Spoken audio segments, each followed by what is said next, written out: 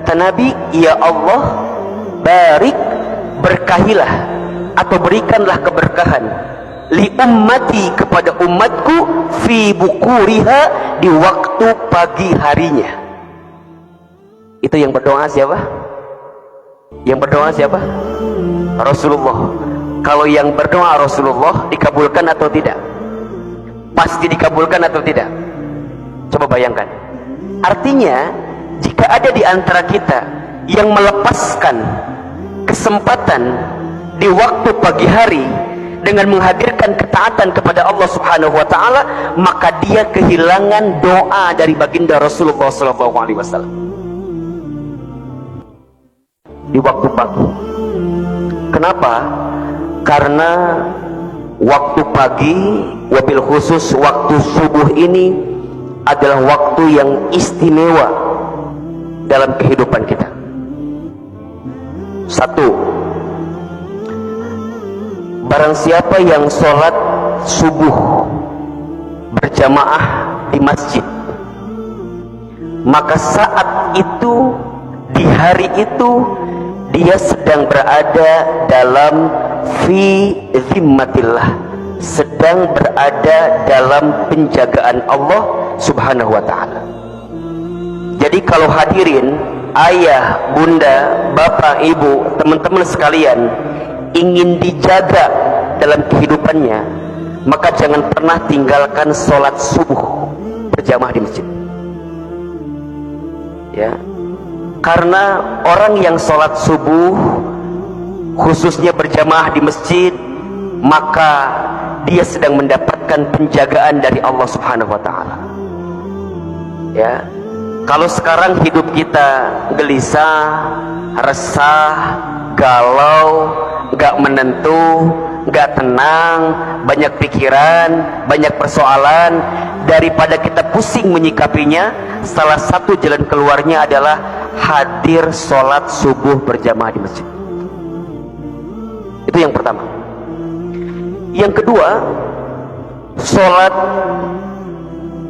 subuh itu wabil khusus, ya, waktu di pagi itu terdapat keberkahan yang langsung didoakan oleh Rasulullah Sallallahu Alaihi Wasallam.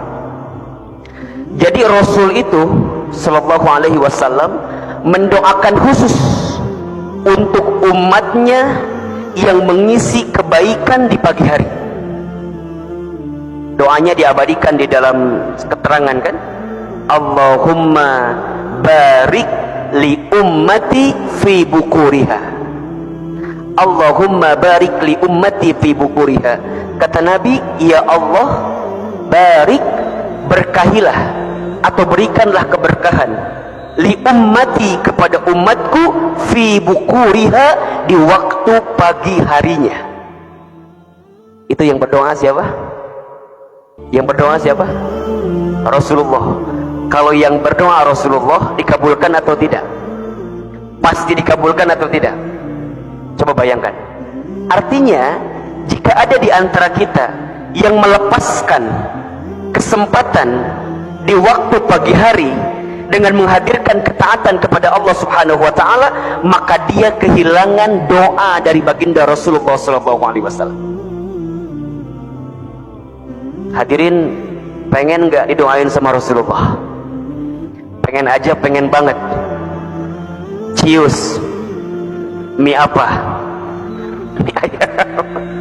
Ini nih, yang kita semua pengen didoain oleh baginda Rasul, khususnya di pagi hari itu. Maka jangan lepaskan aktivitas kita untuk menghadirkan kebaikan di waktu pagi hari kita, khususnya waktu subuh.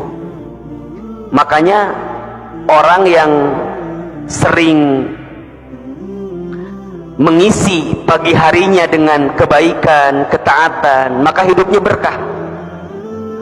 Orang tua kita dulu, Pak, Bu, sering bilang, kan, nah, kalau bangun jangan kesiangan, nanti rezeki dipatok tetangga. Kalau ayam kan dikit matoknya, Pak. Iya kan, dulu bapak waktu di kampung digituin nggak pesennya tuh. Saya waktu di Garut itu, saya aslinya orang Garut gitu. Kata ayah saya almarhum, kata ibunda saya almarhumah, Hilman katanya, kalau bangun jangan kesiangan, nanti rezeki diambil orang, dipatok ayam kalau sering kali kita nggak dengar.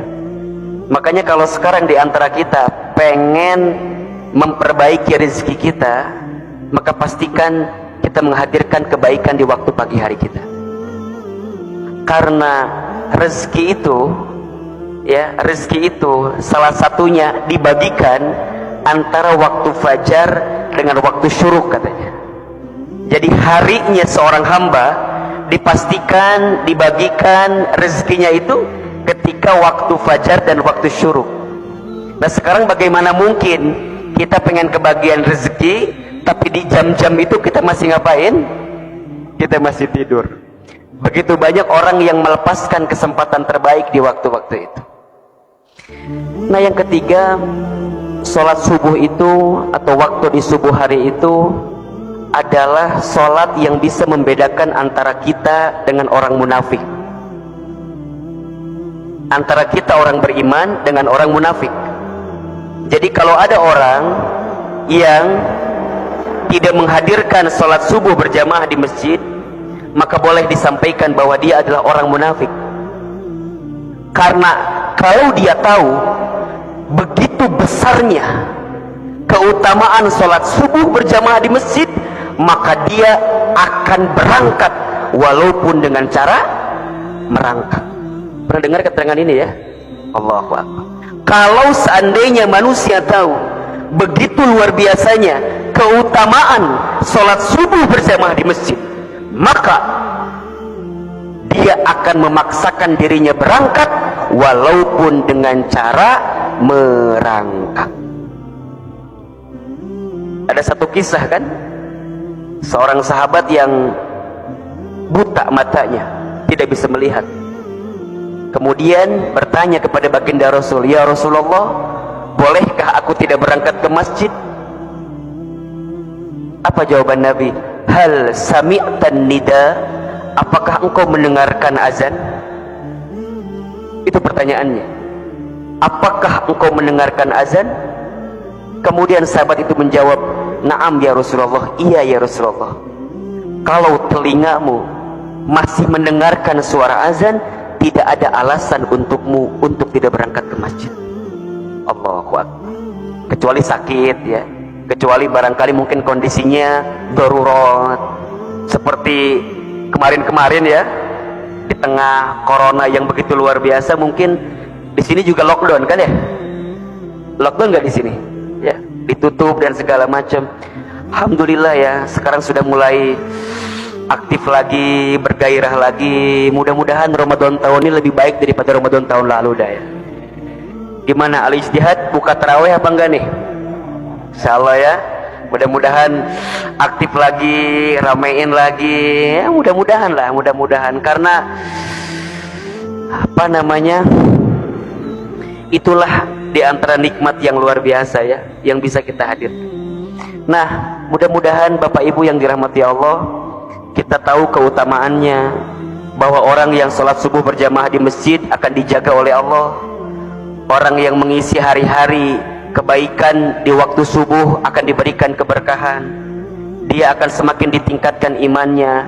Dan yang paling luar biasa, saat setelah sholat subuh itu, dia menghadirkan hal-hal lain yang barangkali jadi amalan dalam hidupnya. Contoh misalnya sedekah ya, sedekah.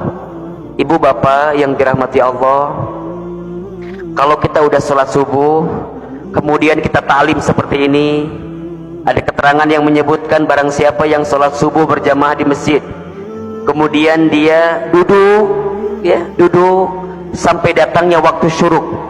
Duduknya ngapain Ustadz? Ta'lim, zikir, munajat, berdoa sampai datangnya waktu syuruk. Kemudian setelah itu dia sholat 2 rakaat, maka dia mendapatkan pahala sepulang dari itu semua seperti haji dan umroh sempurna. Jadi hari ini, pagi ini, ayah bunda, bapak ibu, jangan khawatir. ketika kita duduk seperti ini setelah kita salat subuh, maka kita insya Allah kita minta kepada Allah mendapatkan pahala haji dan umroh sempurna.